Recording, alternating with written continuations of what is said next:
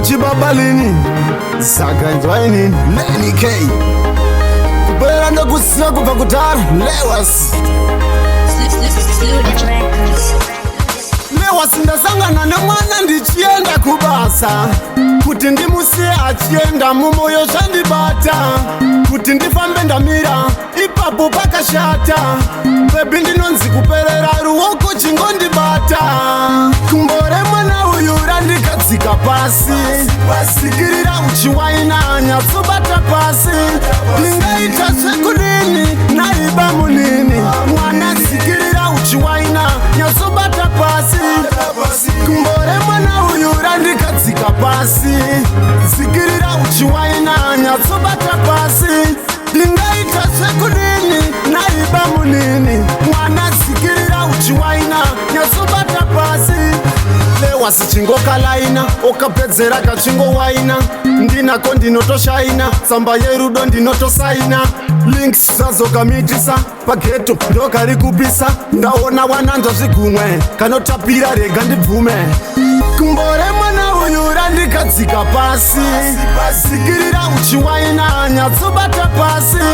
ndingaita sekudini naiba munini mwana sikirira uchiwaina nyatsobata pasi wakanyanya bebi ndabvuma ndozvinanzvira zvese ndabvuma ndabata gotsi sehuku ndaruma uri chibhora varume vabvuma ona Lewis voisi raenda unopedzera ndinokutenda ona malenzo ari kuzuma travo apo wabvuma kumbo remwana uyu randikadzika pasi sikirira uchiwaina nyatsobata pasi ndingaita sekudini naiba munini mwana sikirira uchiwaina nyatsobata pasi ndiwe une kasexy body wavapedzero chifamba murodhi muzita rababa thank you god mwana uyu akabva kudenga rega nditende pari kudenga muzita rababa nemwanakomana nemweya mutsvene zveshuwa bebi uri mutsvene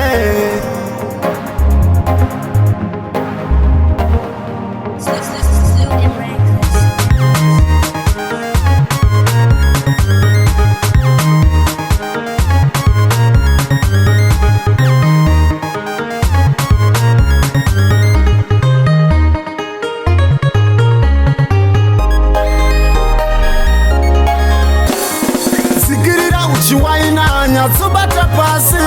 ndingaita sekudini naiba munini mwana sikirira uchiwaina nyatsobata pasi Lewis ndasangana nemwana ndichienda kubasa kuti ndimusiye achienda mumoyo zvandibata kuti ndifambe ndamira ipapo pakashata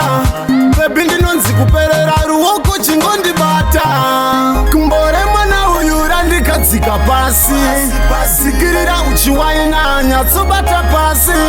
ndingaita sekudini naiba munini mwana sikirira uchiwaina nyatsobata pasi